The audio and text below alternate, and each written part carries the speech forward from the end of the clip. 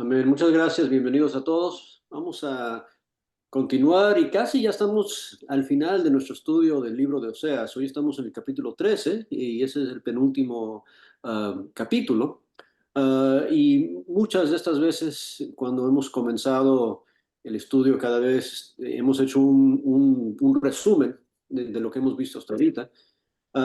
Y normalmente les he dicho vez tras vez que Oseas es un libro de esperanza, pero también hay mucha condenación. O sea, si el resumen de hoy, nos vamos a enfocar en la condenación, porque el capítulo 13, ah, Dios está diciéndoles ya que no puede más, ya no puede más con ellos y es uno de los capítulos más severos en todo el libro. Y claro, el capítulo 14, con el cual termina el libro y con el cual terminaremos la semana que viene, si Dios quiere, regresa ese tema de la esperanza y la restauración que Dios quiere dar. Pero, por ejemplo, en el capítulo 1, versículo 6, si hacemos un resumen rapidito, capítulo por capítulo, cuando habla de la siguiente criatura que tiene la esposa de, de Oseas, le dice, concibió otra vez y le dio luz una hija, y le dijo Dios, ponle por nombre Lo Ruama, que significa no compadecida,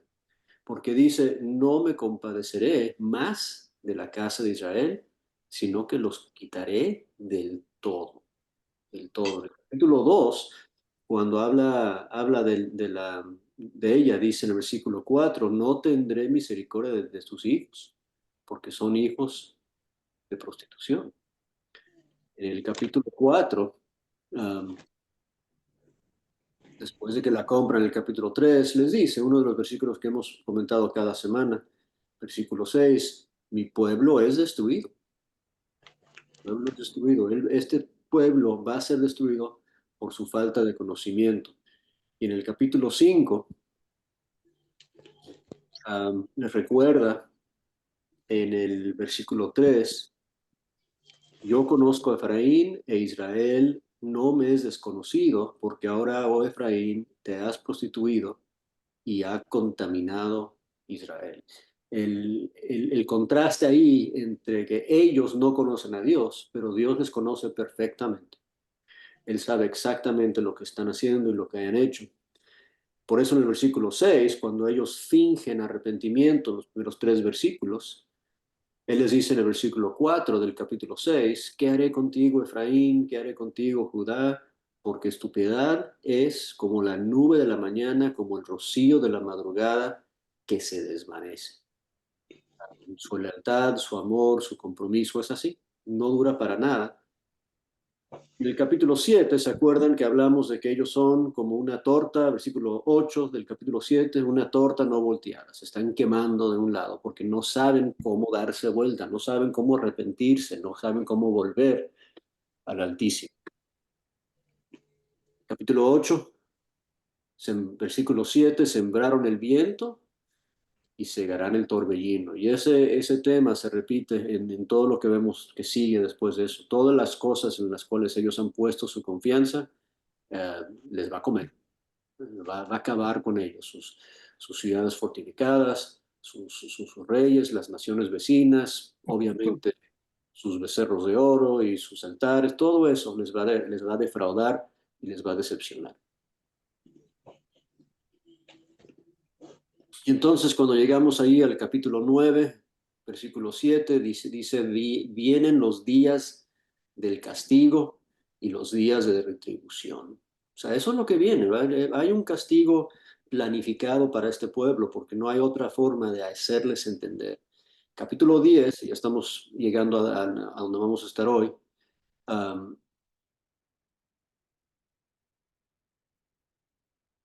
Vamos a ver ahí en el versículo, el último versículo del 10 dice, así hará vosotros a Betel, casa de Dios, por causa de vuestra gran maldad, a la mañana será todo cortado del rey de Israel. El 11 que estudiamos hace 2 semanas, que habla de qué tanto Él ama a su pueblo como niñitos, como chiquitos, pero no se dejan amar. El versículo 12: me rodeó Efraín de mentira y la casa de Israel de engaño.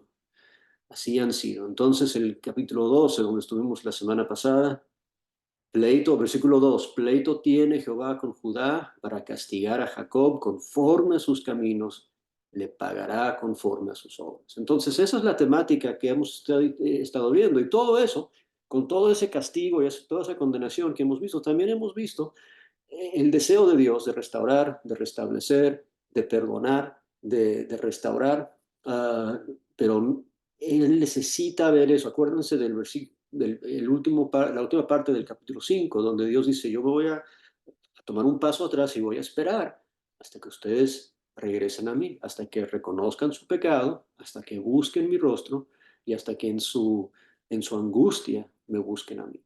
¿Okay? Él no ha visto el arrepentimiento que necesita ver de ellos. Con eso en mente, vamos a ir al capítulo 13, que va a ser nuestro enfoque para nuestro estudio de hoy. Vamos a empezar, como siempre hacemos, leyéndolo. Y si tenemos un voluntario, una voluntaria para leer, Zaida, si estás ahí, puedes leernos, por favor, el capítulo Sí, 3. O sea, después de leer, vamos a empezar a estudiarlo. ok. Todo el capítulo 13, ¿no? Completito, por favor. Ok, gracias. Ok. Cuando Efraín hablaba, hubo temor. Fue exaltado en Israel, mas pecó en Baal y murió.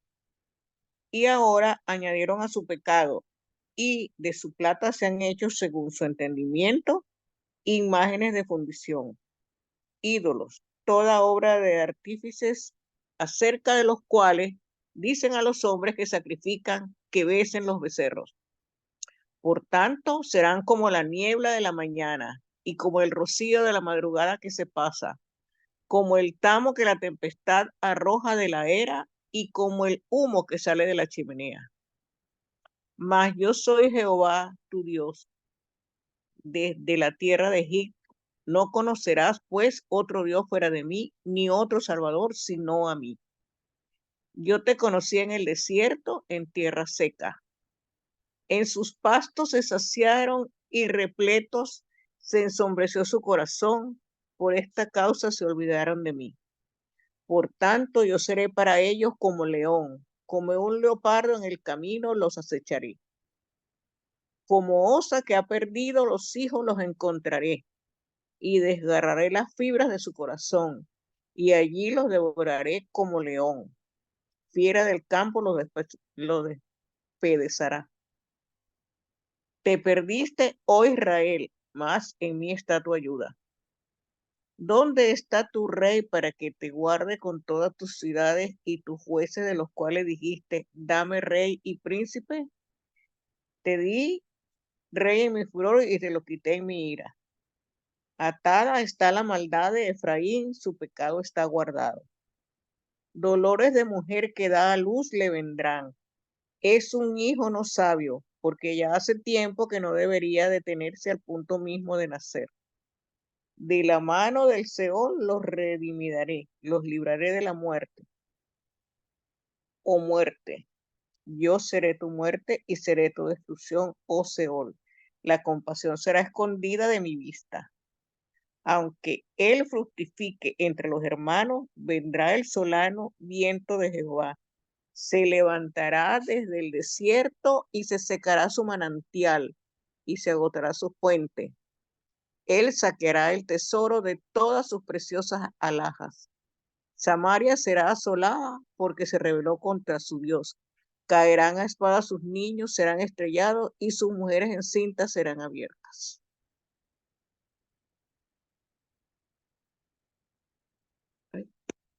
Como les comenté, este capítulo no es de mucha esperanza ni alegría. Aquí sí está hablando del lo enojado que Dios está con ellos y cómo Él les va a tratar. Pero vamos a ir ahí al principio del capítulo. Y Él, varias veces en Oseas, Él les ha recordado de cómo eran, ¿verdad?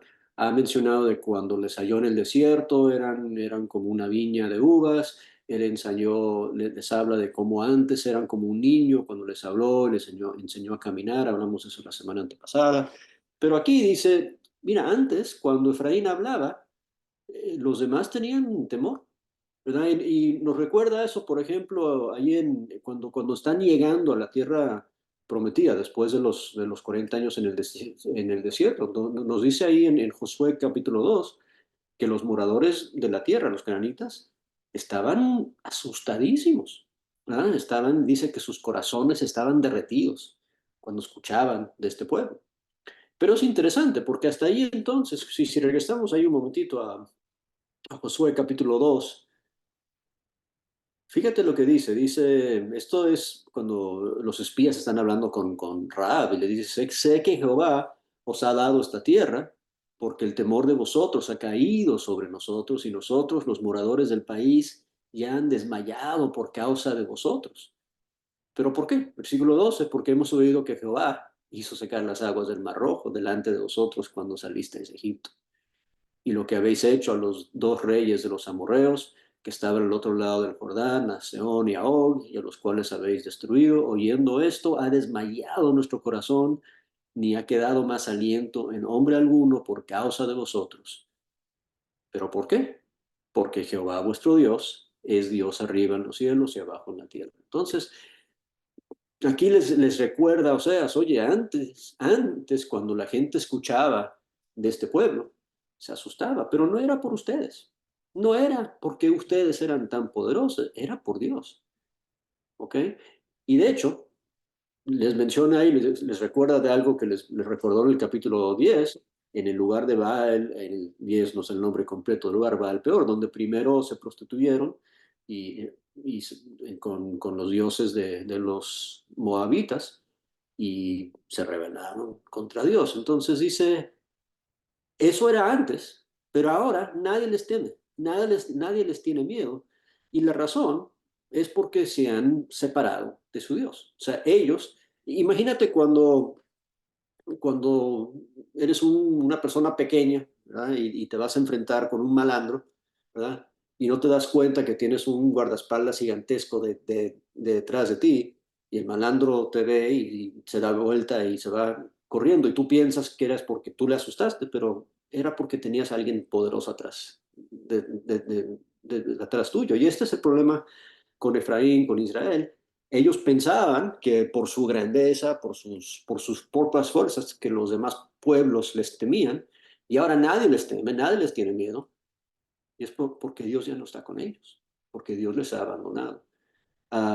¿Por qué? Versículo 2, porque ellos han añadido a su pecado, y con sus riquezas, con su plata, eso lo mencionó en el capítulo anterior también, con sus riquezas, con las bendiciones que Dios les dio, se han hecho según su entendimiento, imágenes de fundición. O sea, con sus propias ideas se han puesto a inventar, ¿verdad? Y entonces toman las cosas que Dios les da, toman las bendiciones de su esposo, así como Gomer hacía con los bienes que le daba a su esposo Oseas, y con esos mismos bienes se ponen a inventar y se ponen a hacer ídolos.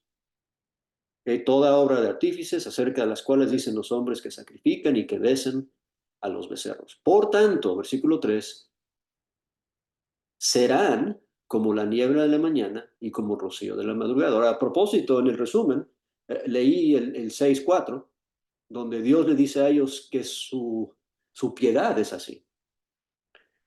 ¿Verdad? ¿A poco no es interesante que las características que Dios quiere ver en ellos que no tienen, ¿verdad? Lo vimos en el capítulo 4, versículo 1, cuando Dios dice, la contienda que tengo con Israel es que no veo fidelidad, no veo amor, no veo conocimiento de Dios.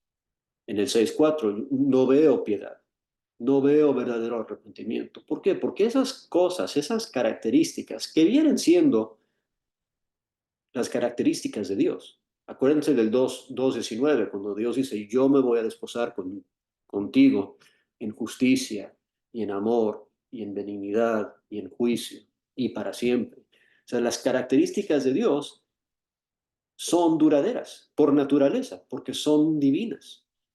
Las características de Dios. Y si nos vamos al Nuevo Testamento y a Gálatas 5, 21 y 22, el fruto del Espíritu, esas cosas son las cosas que son eternas en nosotros.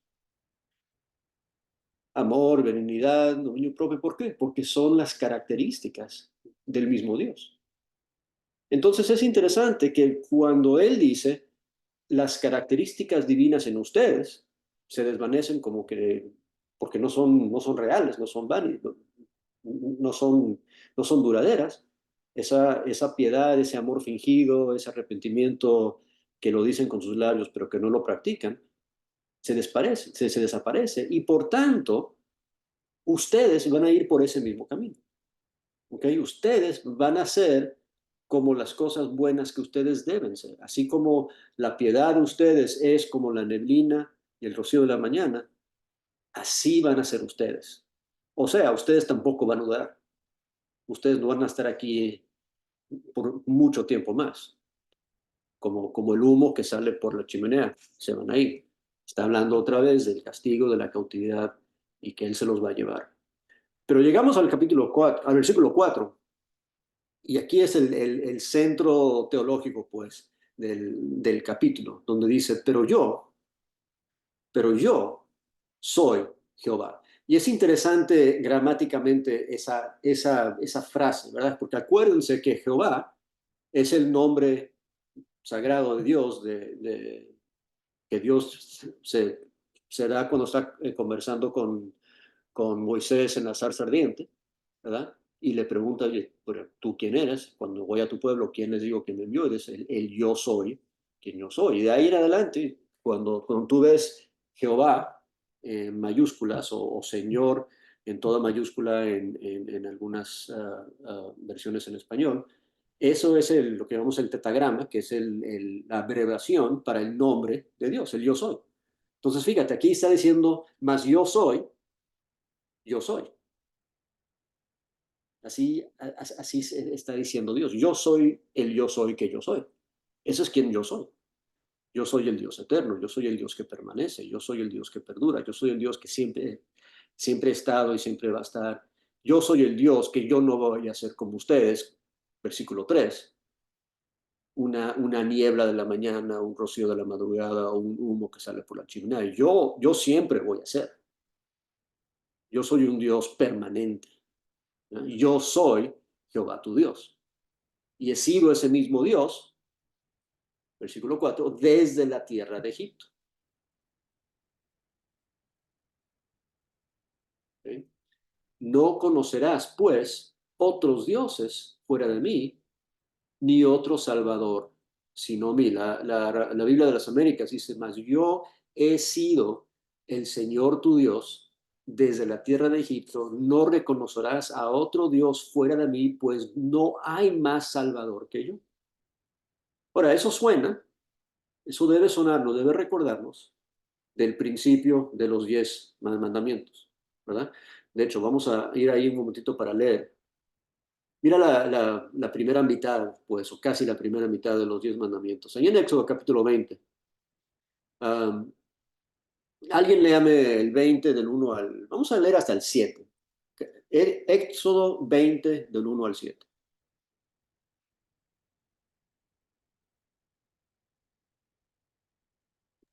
Y mientras leemos, pensemos en lo que hemos estudiado esas últimas 12 semanas, de la queja que Dios tiene contra este pueblo en particular.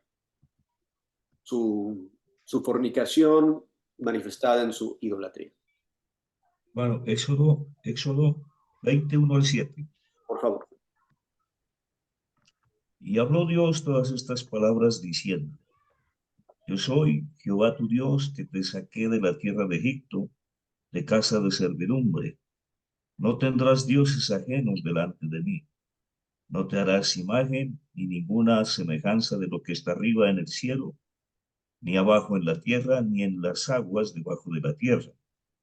No te inclinarás a ellas, ni las honrarás, porque yo soy Jehová tu Dios, fuerte, celoso, que visitó la maldad de los padres sobre los hijos, hasta la tercera y cuarta generación de los que me aborrecen.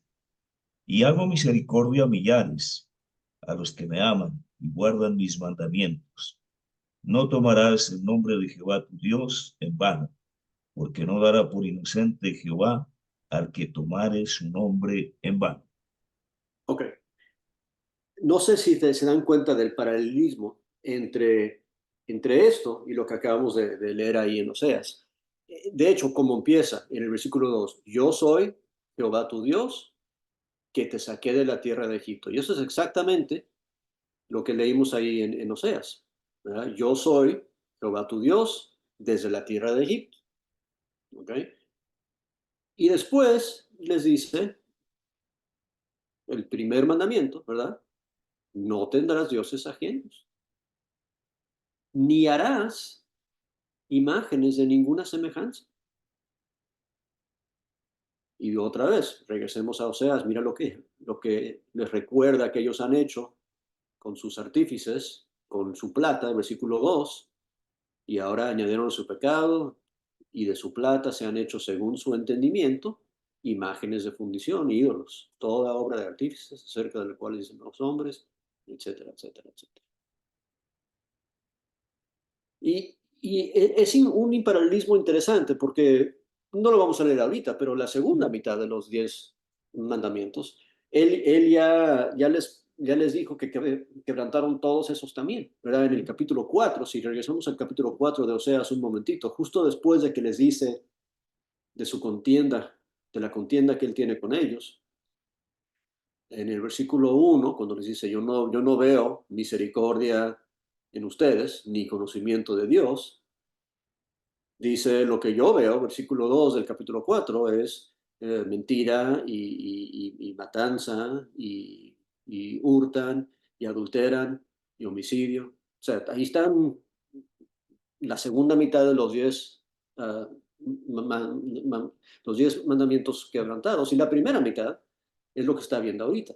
Y es interesante porque siempre nos han dicho y siempre hemos observado que los 10 mandamientos tienen dos categorías, pues. Una es una categoría, habla de tu relación con Dios, es la primera mitad de ellos, y la segunda mitad habla de tu interacción uno con el otro, con tu prójimo. Pues por eso Jesús habla de amar a Dios y de amar a tu prójimo.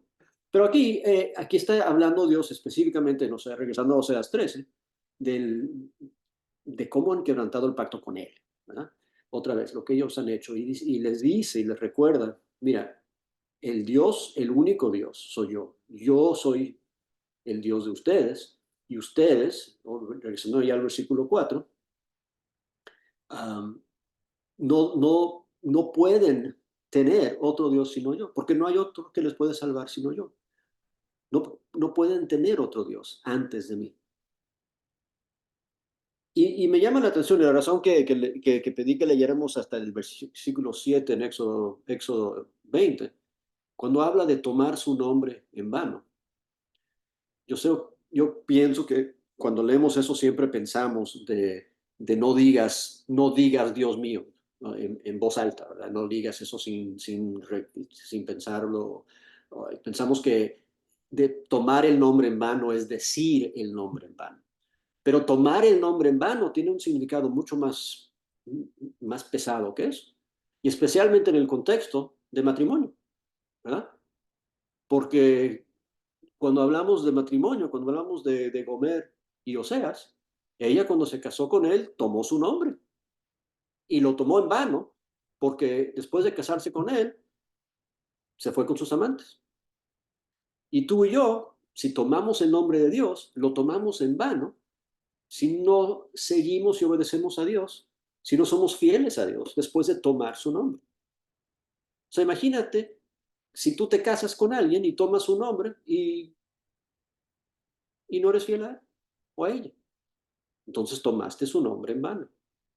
O un padre que tiene hijos, ¿verdad? Y les pone nombre y después van y viven una vida de vergüenza, haciendo quién sabe qué cosas, ignorando de dónde vinieron. Toman el nombre en vano. Tomar el nombre en vano es mucho más de lo que decimos. Es la forma que vivimos, si es que realmente vivimos como que si nos queda ese nombre. ¿Okay? Entonces Dios dice, yo soy un Dios que es para siempre. Yo soy un Dios, como yo me describí ahí en el capítulo 2, versículo 19 y 20, con justicia, juicio, benignidad, amor, misericordia. Yo soy así. Y si ustedes toman mi nombre, ustedes van a ser como yo soy. Y yo soy un Dios eterno, que está aquí para siempre. Yo aquí me quedo. Pero ustedes son como neblina que se va, como humo en la chimenea. Ustedes han tomado mi nombre en mano. Ustedes no se han portado como yo. No se parecen a su papá y no son un buen esposo para Dios. Ok, llegamos entonces al versículo 6 y dice, perdón, el versículo 5 de Oseas 13. Yo te conocí en el desierto, en tierra seca. ¿Y se acuerdan cuando les dijo en el capítulo 9, oye, cuando primero les conocí en el desierto, los encontré como uvas silvestres? ¿Verdad? Y hablamos de lo refrescante que era eso, pero también la idea que Dios quería hacer algo mejor con ellos.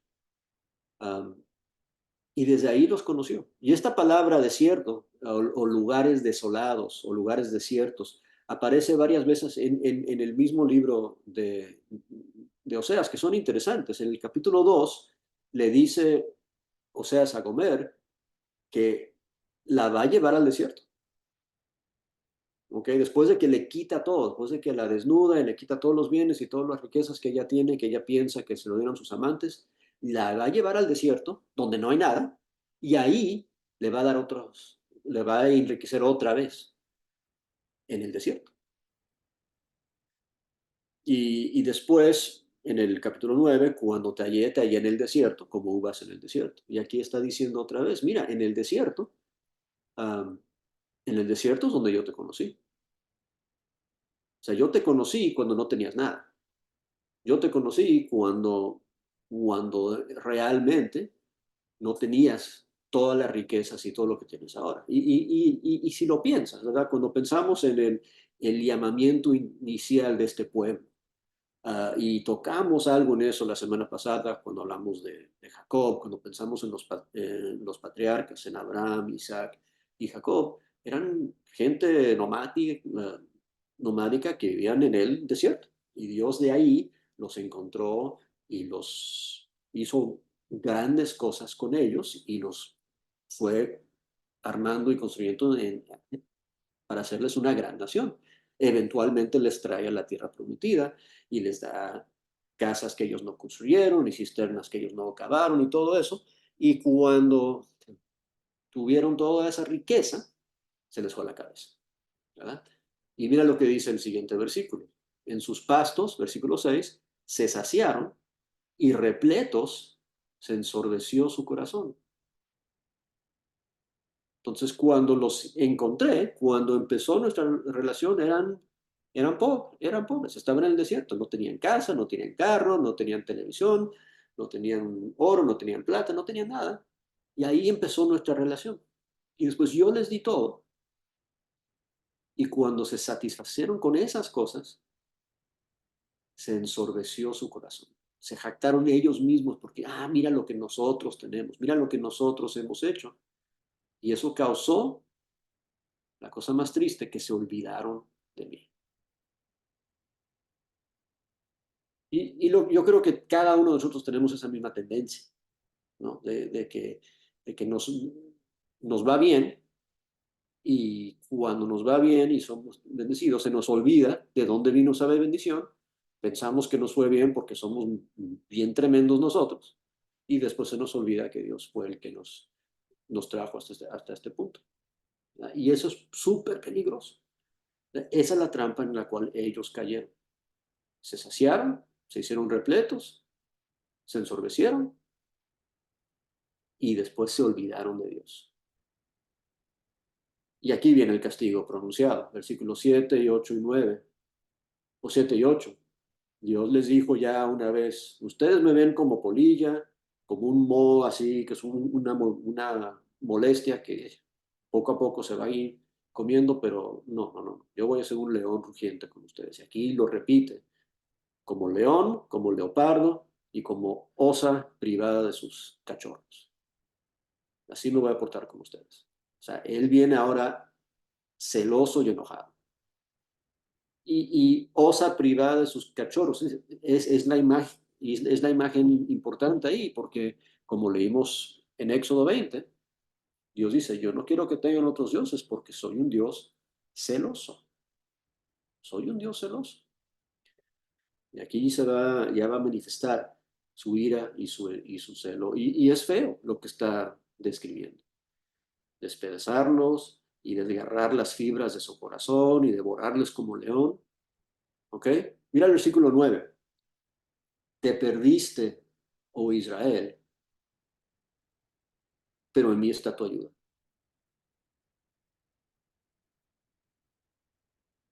¿Se acuerdan lo que dice ahí en Hebreos 13:6? Jehová es mi ayudador. ¿Quién me puede hacer el hombre? Hay el contraste entre sabiendo que Dios está contigo y que nadie puede hacerte daño si Dios es tu ayudador. Pero este pueblo se olvidó que Dios es su ayuda. Y entonces están desnudos, están perdidos, están desprotegidos porque se han olvidado de quién es quien les va a proteger, quién es el único que les puede salvar, lo que dijo en el versículo 4. Sí, Hebreos 13:6, de manera que podemos decir confiadamente, el Señor es mi ayudador, no temeré lo que me pueda hacer el hombre. En Romanos 8:31, ¿qué pues diremos? Si Dios es por nosotros, ¿quién contra nosotros? Pero ellos no están diciendo eso. Ellos están diciendo, mira mira lo que somos nosotros podemos solos. Por nuestras ganas y por nuestras fuerzas estamos aquí. ¿Quién es Dios? A Él no lo necesitamos. Nosotros podemos hacer nuestro propio Dios. Con nuestra plata podemos hacer un becerro. Con nuestra propia imaginación. ¿Para qué necesitamos a Dios? Cuando se te olvida Dios, no puedes tener la confianza de Romanos 8:31 y de Hebreos 13:6. Entonces, ¿qué les dice? ¿Qué les dice? Ahí en el versículo 9. Y es interesante, ¿verdad? Porque en el 9 y en el 8, cuando describe la descripción, la destrucción que les viene, es, es otro, de hecho, en la Biblia de las Américas, el versículo 9 dice, tu destrucción vendrá porque te volviste contra tu ayuda. ¿Okay? Y es un paralelo al 4:6, que dice, mi pueblo es destruido por falta de conocimiento. Aquí es tu destrucción vendrá porque no buscas al único que te pueda ayudar. Y hay otro porqué importante en el último versículo del capítulo, y esos porqués son importantes porque nos ayudan a entender la mentalidad de Dios. En el 16, para brincar adelante un poquito, dice, Samaria será asolada porque se rebeló contra sus judíos. Entonces, las razones que van a ser destruidos, las razones por el castigo son muy claras. Falta de conocimiento, ignorando que Dios es el único que es tu ayudador, o llamarlo rebelión contra Dios. Esa es la razón por la cual viene este castigo. Esa rebelión es decir, Dios no me dio esto, yo me lo di a mí mismo. Yo puedo sin Dios. Yo puedo manejar mi propia vida sin su ayuda. Yo no lo necesito a Él. Esa es la mentalidad de ellos. Se les ha olvidado Dios, se les ha olvidado que Él es su único ayudador. Y después le dice en el versículo 10, oye, ¿y dónde está, de por sí, dónde está tu rey? Confiaban en su rey. Y vimos cosa por cosa en el capítulo 10, ¿se acuerdan? Todas las cosas en las cuales ellos confiaron, todos los amantes de Israel, ¿verdad?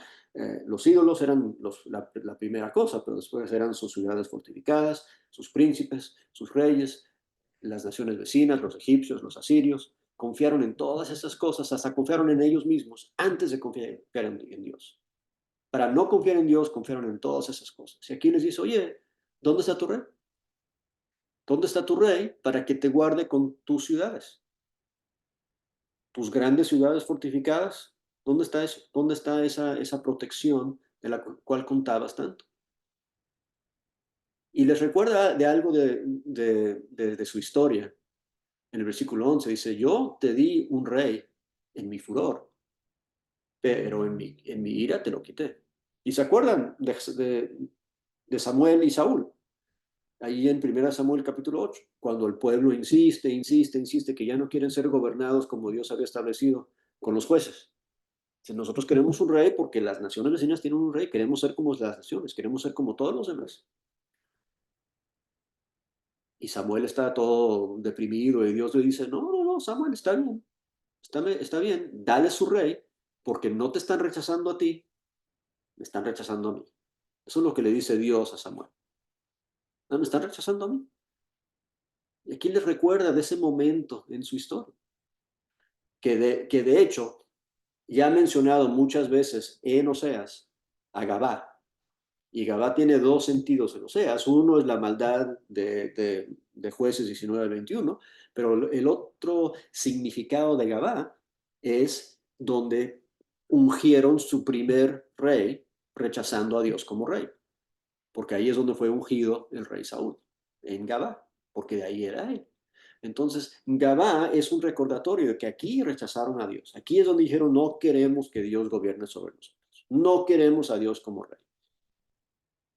Acuérdense de la parábola de los talentos en Lucas 19.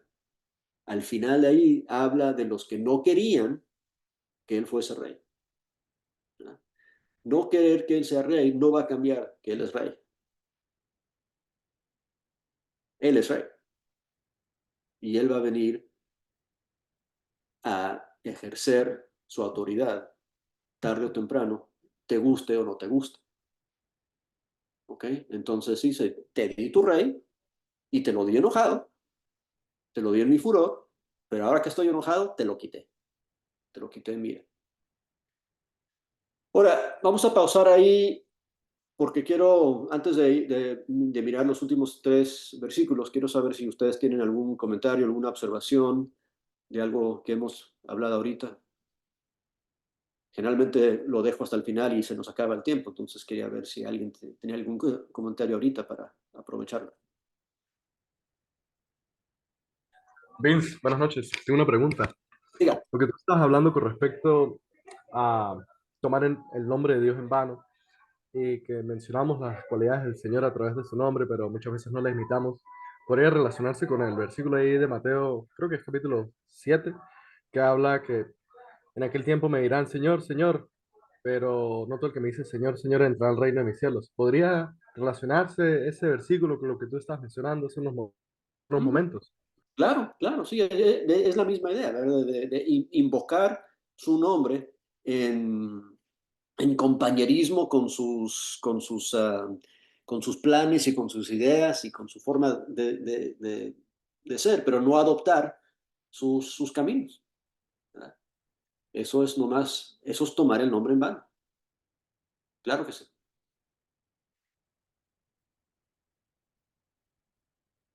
¿Alguien más? Hermano, una frase que es muy, muy común aquí en Estados Unidos, OMG.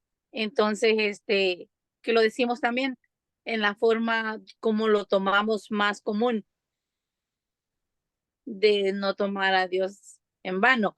Y aquí, pues, estamos viendo la otra cara, ¿verdad? De no tomar a Dios, el nombre de Dios Claro. Sí, es en mucho más vano. amplio, es mucho más amplio, claro. Hay muchas formas de hacerlo, además de decir.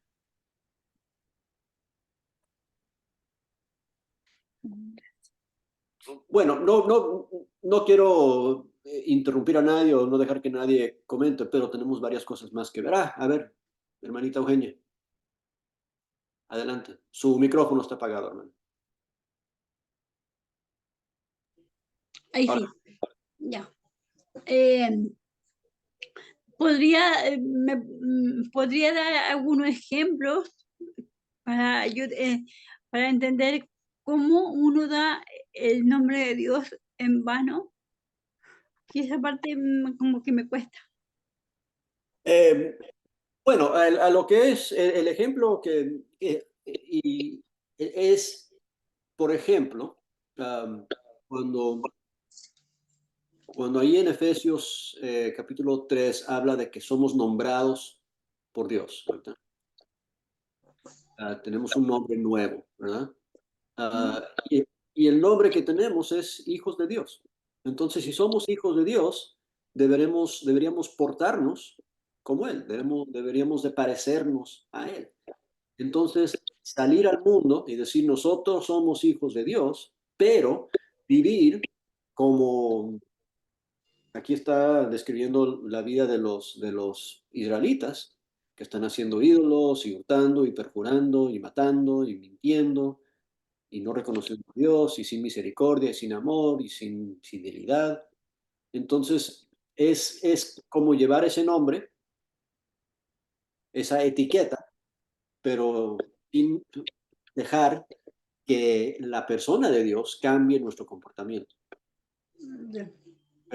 Entonces, y es algo que lo mencioné, de hecho, nomás como algo para ayudarnos a pensar en la idea del problema que Dios tiene con su familia, porque esto es o sea, es un libro de un problema de familia, de Dios con sus hijos, de Dios con su esposa, ¿verdad? Y en una familia compartimos un nombre, ¿verdad? Y el problema que tiene Dios con ellos es que, oye, ustedes son nombrados como pueblo de Dios, como pueblo escogido mío.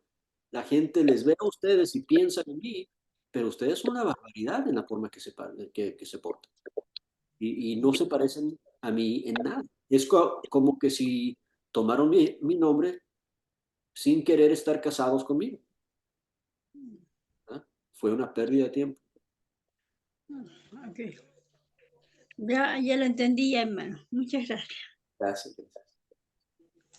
Ok, vamos a regresar ahí entonces al texto para terminar, porque ya se nos está acabando el tiempo. Ahora sí, dice algo interesante el versículo 12. Dice, atada está la maldad de Efraín y su pecado está guardado. Lo que está refiriéndose ahí es algo que él dijo ya anteriormente en capítulos anteriores, y es la idea de que Dios ve y graba y se acuerda de los pecados de ellos. O sea, ellos están viviendo como que si nadie les ve.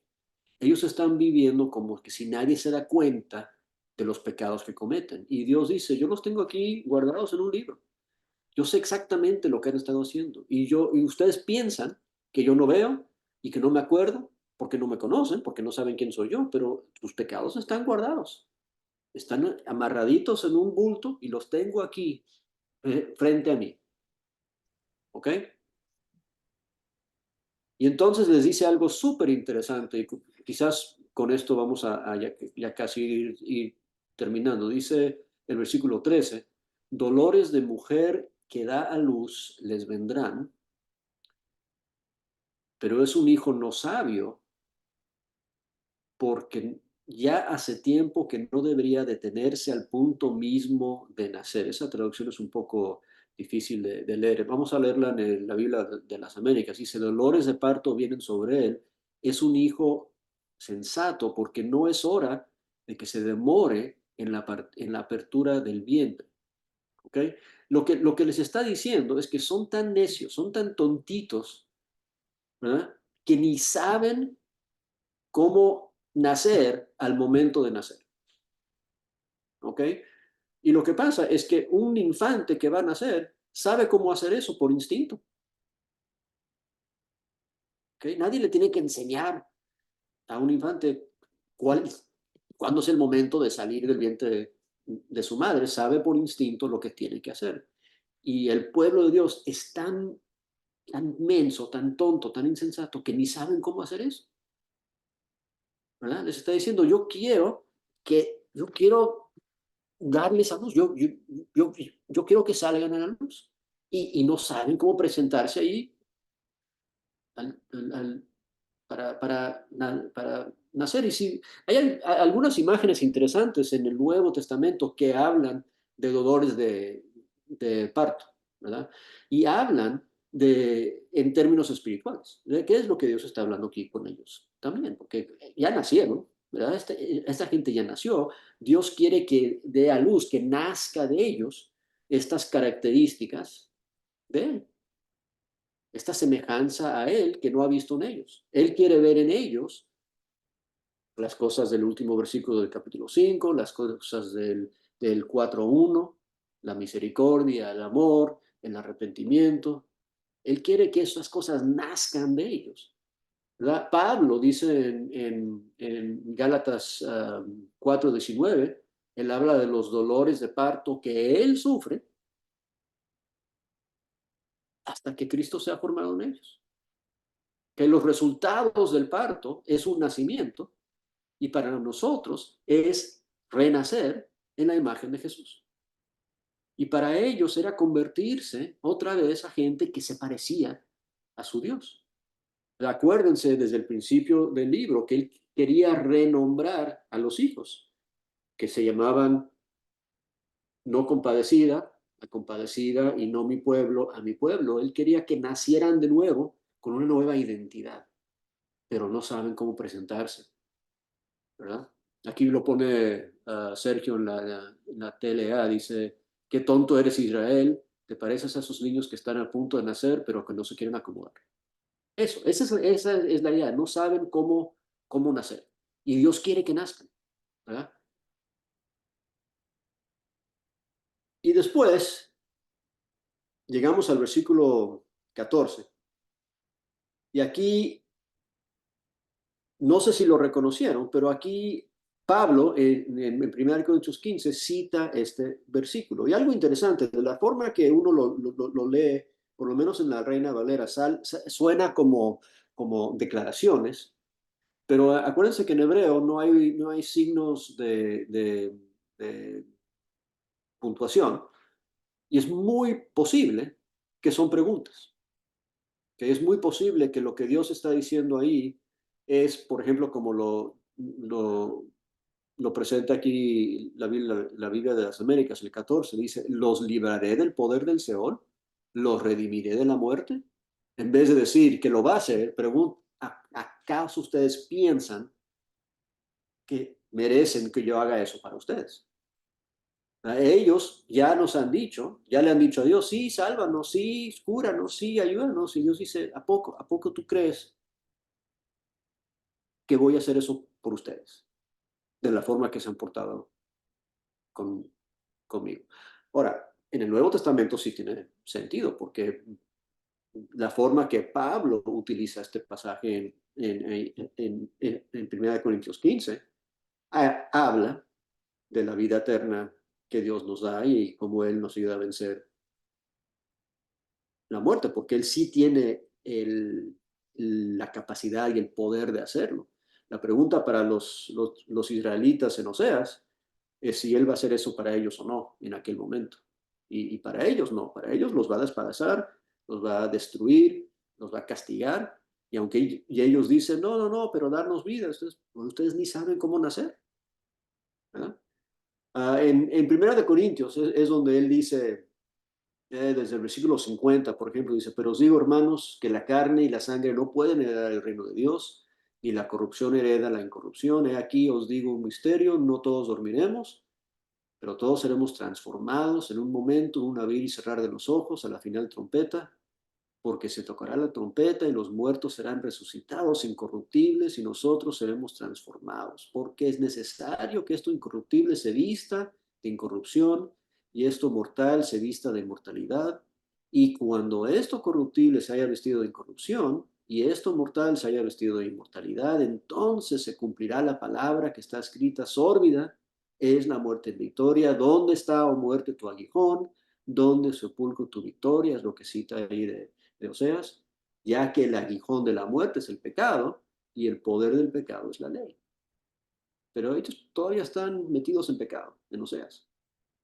Pero Pablo dice, más gracias sean dadas a Dios que nos da la victoria por medio de nuestro Señor Jesucristo.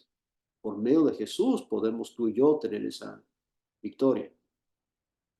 Y así que vamos a hacer con eso, versículo 58, así que hermanos míos, amados, estad firmes y constantes, creciendo en la obra del Señor siempre, sabiendo que vuestro trabajo en el Señor no es en vano. Ellos estaban haciendo lo que ellos estaban haciendo. ¿Y quieres ver lo que están haciendo? Léete el 4.2, léete el 13.2. Ellos estaban metidos en su pecado y continuando en eso, y Dios sabía lo que estaban haciendo. Pero aquí el llamado del Nuevo Testamento, de Oseas 15:14, con los lentes de Jesús puestos, es que nosotros no vamos a continuar en pecado, pero vamos a continuar haciendo lo que agrada al Señor. Vamos a continuar trabajando para el Señor porque sabemos que el trabajo en el Señor, las cosas que hacemos en su nombre, sí valen la pena, no es en vano. ¿Ok? Y regresando ya para terminar, porque ya se nos pasó el tiempo, pero para terminar ahí en Oseas, después de que dice eso, dice el versículo 15, dice, aunque él fructifique entre los hermanos, va a venir un viento solano. En el idioma original es un viento del este, ¿verdad? Y si quieres estudiar algo interesante, busca el viento del este en el Antiguo Testamento. Cada vez que Dios manda un viento, siempre viene del este y siempre es un viento que hace cosas poderosas. A veces trae bendición y a veces trae destrucción. Por ejemplo, cuando parte el Mar Rojo, es que trae un viento del este, ¿verdad? Y cuando trae la plaga de los grillos, trae un viento del este. Uh, Cosas buenas y cosas malas Él las trae con un viento del este, un viento solano que va a traer. Pero es interesante que Él dice, aunque Él fructifique. Acuérdense del significado del nombre de Efraín. Y acuérdense de todas los imágenes de frutos, porque Efraín significa doble frutífero, el nombre. Y la misma raíz de esa palabra es la palabra aquí, cuando dice que aunque Él fructifique. Acuérdense que uno de los castigos para Efraín es que Dios les va a quitar el fruto. Efraín era los más frutíferos y aunque fructifiquen, aunque crezcan, aunque se enriquezcan, Dios va a enviar un viento solano levantado del desierto y va a secar todo. ¿Ok? Va a saquear y secar el tesoro de sus preciosas alhajas. Y termina diciendo, Samaria será desolada. Y aquí el por qué.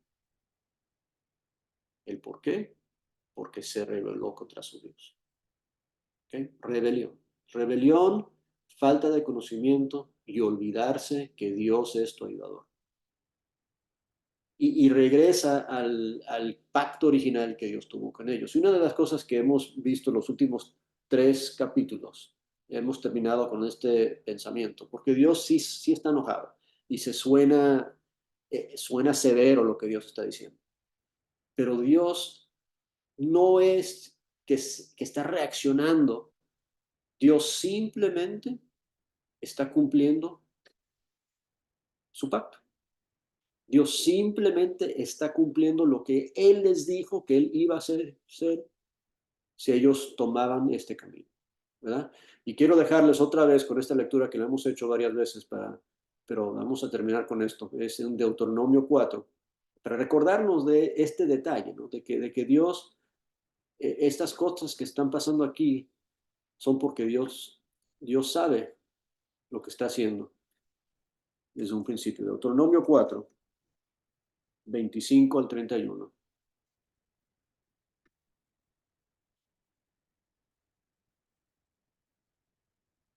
Dice, cuando hayáis engendrado hijos y nietos y hayáis envejecido en la tierra, si os corrompieres, hicieres escultura o imagen de cualquier cosa, e hicieres lo malo ante los ojos de Jehová vuestro Dios para enojarlo, yo pongo hoy por testigo al cielo y la tierra, que pronto pereceréis totalmente de la tierra hacia la cual pasáis el Jordán para tomar posesión de ella. No estaréis en ellos largos días sin que seáis destruidos. Y Jehová os esparcirá entre los pueblos, y quedaréis pocos en número entre las naciones de las cuales os llevará Jehová. Y serviréis ahí a dioses hechos de manos de hombres, de madera y de piedra, que no ven, ni oyen, ni comen, ni huelen. Mas si desde allá buscares a Jehová tu Dios, lo hallarás, y si lo buscares de todo corazón y de toda tu alma, y cuando estuvieres en angustia y te alcanzaren todas estas cosas, si en esos postreros días te volvieres a Jehová tu Dios y oyeres su voz, porque Dios misericordioso es, Jehová tu Dios no te dejará ni te destruirá, ni se olvidará del pacto que les juró a tus padres. El castigo que les va a dar es simplemente porque les dijo que se los iba a dar. Ellos tenían la opción de no hacer las cosas malas, de no corromperse con esculturas e imágenes. Ellos tuvieron esa opción, pero eligieron hacerlo. Entonces Dios es un Dios que cumple su palabra. Y por eso es que está haciendo esto. Lo que les está describiendo en el capítulo 13 suena severo, pero es simplemente cumplimiento del pacto, de la promesa que Dios les había dado. Y aquí vemos también la promesa que está conectada a eso, que todavía hay oportunidad para arrepentirse, para volver a Él. Se han olvidado de Él, pero se pueden acordar de Él otra vez. Se han rebelado contra Él, pero pueden regresar a Él otra vez. Y el libro va a terminar con ese llamamiento y esa esperanza. Si Dios quiere, la semana que viene, cuando lo estudiamos, capítulo 14. ¿Ok? Vamos a cerrar con una oración. Hermano Hugo Galopari, si nos puedes dirigir, por favor, en la oración de cierre.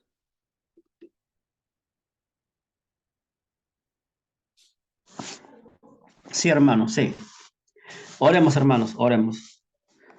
Padre bendito, Padre amado, santificado sea tu nombre por toda la eternidad. Te damos las gracias, Santísimo Padre, por esta reunión que hemos tenido, un pequeño grupo de tus hijos de diferentes países, Padre, de diferentes lugares, para estar acá unidos en tu palabra, Padre, para estar en reverencia, para estar en obediencia, Padre, y así ser grato ante tus ojos.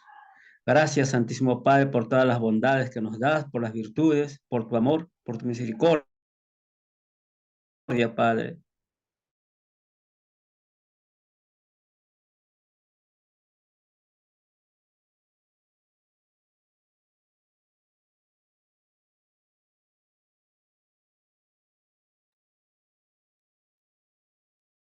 Creo que lo perdimos. Sí, se cayó. Bueno. Y también por tu paciencia. Gracias, te agradecemos mucho, Padre.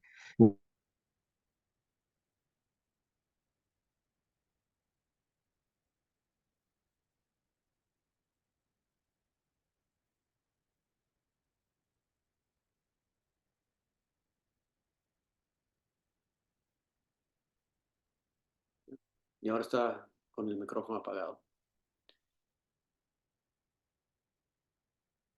Se te apagó el micrófono ahí al final, hermano Hugo, pero gracias por la oración. Dios sí te escuchó. Bueno, hermanos, gracias a cada uno de ustedes por conectarse, me animan mucho. Nos vemos.